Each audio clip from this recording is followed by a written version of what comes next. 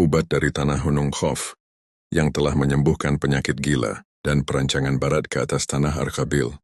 Nabi Khidr alaihissalam mendatangiku di pagi ini dengan salam yang tegas dan berwibawa.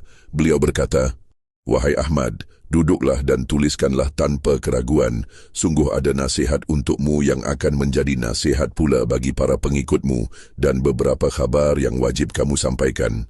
Wahai Ahmad, seorang yang menciptakan alat mizan, timbangan, telah membuat kukuh di bahagian penyangga di tengahnya atau pada rantai pengikatnya hingga mampu menopang atau menyangga timbangan di kedua sisinya, kerita beban berat berada di atasnya.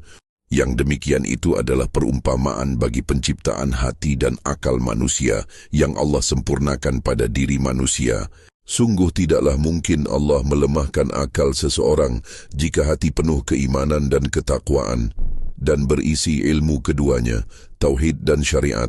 Yang melemahkan akal dan membutakan hati manusia adalah kebodohan manusia itu sendiri yang cinta pujian, cinta dunia dan tunduk kepada nafsunya. Wahai Ahmad, berlaku adillah dalam hidupmu. Sungguh dirimu hendaklah mencukupkan makan dan tidurmu. Tidaklah kakek yang mulia Muhammad menyedikitkan makan dan tidur seperti yang kamu lakukan. Sungguh yang mulia Muhammad mencukupkan tidurnya pada waktu siang dan malam dengan tidur yang baik dalam memberikan hak badan dan mencukupkan makan dan minum pada waktunya walau hanya dengan 3 butir kurma dan air. Aku Balya bin Malkan menyampaikan salam dari beliau untukmu agar mengajarkan cara makan dan tidur yang terbaik dalam pandangan Allah dan kakekmu yang mulia. Sungguh yang kamu lakukan membuat aku dan beliau mengkhawatirkan kesihatanmu. Walaupun demi perahumu, hendaklah dirimu memenuhi hak-hak tubuhmu. Wahai Ahmad, telah Allah hadirkan 12 mata air dari tanah pengikutmu, dan hendaklah mereka menggenapkan galiannya menjadi 9 meter dari permukaannya. Hendaklah mereka menggalinya hingga sampai pada sebuah batu yang tak boleh mereka singkirkan. Sungguh yang demikian itu adalah ujian bagi mereka. Jika mereka mengetahui, wahai Ahmad, hendaklah dirimu menjalankan kewajibanmu atas perniagaanmu di negerimu setelah kewajibanmu atas negeri saudaramu. Sungguh Allah memberikan perintah kepadaku agar mengajarkan kepadamu beberapa ubat-ubatan dan makanan juga beberapa pengajaran yang baru, dan Allah hendak menunjukkan kekuasaannya atas satu penyakit yang belum ada ubatnya sebagaimana yang aku khabarkan dahulu. Sungguh tetaplah pada makhfimu dan katakan kepada para pengikutmu bahwa dirimu tidak mudah dijumpai kaum yang pandai, ilmuwan kecuali mereka benar-benar hendak beriman kepada Allah dan kakekmu Muhammad yang mulia. Sungguh Al-Quran di dadamu adalah sumber segala ilmu pengetahuan yang benar. Bukankah telah sampai pada jumlah 58 orang yang sembuh dari penyakitnya, ODGJ, gila, tanpa ketergantungan obat apapun setelah dirimu memberikan ubat dari tanah di Gunung Khof? Apakah mereka mengira Gunung Khof hanyalah bualan dan dongeng semata? Sungguh yang demikian itu adalah cara Allah Azza wa Jalla menunjukkan kekuasaannya. Dan katakanlah, wahai Ahmad, bukanlah dirimu, tapi Allah lah yang mengizinkanmu, dan diriku menukarkan ubat-ubatan itu dengan tanah dan minyak dari rumahku, tanah dan pohon di Gunung Khof.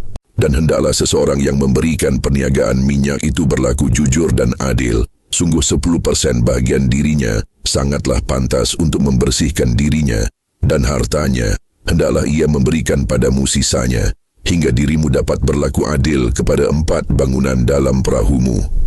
Sungguh jika demikian, Allah hendak meninggikan minyak itu hingga tidaklah mesin-mesin menjadi rusak kecuali dalam masa yang lama.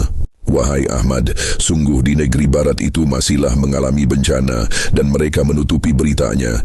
Sungguh mereka diambang kehancuran jika melakukan apa yang mereka rencanakan atas negeri-negeri di tanah Arkhabil. Naiklah kembali ke tempat di mana dirimu biasa berjumpa denganku di tepi lautan, hingga Allah benar-benar memberikan petunjuk yang nyata kepadamu. Hendaklah kamu bersabar dan benar-benar menguatkan hatimu dalam perjalanan di bulan Syawal ini. Sungguh ujianmu ada dalam rumah-rumahmu. Dan katakan kepada para pengikutmu, hendaklah mereka semua menolongmu dalam urusan tanah itu, hingga terbuka segala yang tersembunyi. Yang demikian itu lebih baik mereka lakukan, hingga terbuka beberapa jalan rizki untuk mereka yang menolongmu. Bukankah telah nyata yang ragu dan yang yakin beberapa pengikut lamamu, dengan ujian yang berat dan dalam waktu yang lama, yang ragu tetap dalam kebiasaan mereka, dan yang yakin ada pada tempat yang tinggi, sebagaimana yang aku perlihatkan pada surbanku 10 tahun yang lalu kepadamu. Dan Allah hapuskan segala aib-aib mereka dan aib dirimu dalam satu perjalanan yang pahit. Tidaklah aku mengajarkanmu kecuali untuk mempersatukan saudara-saudaramu. Jika mereka berfikir dan bersyukur, maka mereka akan menjumpai ketenangan dan kemenangan.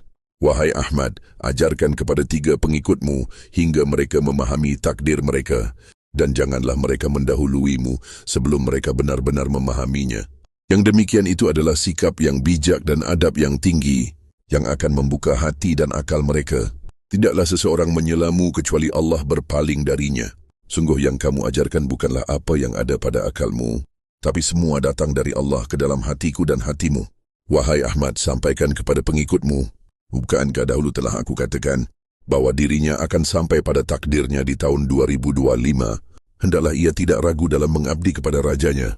Sungguh Allah hendak menjadikannya seseorang yang mampu memberikan sentuhan terbaik di dalamnya. Hendaklah ia bersabar dan mengikuti nasihatmu. Sungguh kewajiban para pengikutmu adalah patuh terhadap hukum-hukum di negerinya dan menjadi hamba Allah yang terbaik di atas negerinya. Ahmad Fa bin Abdullah Alwi, Syam.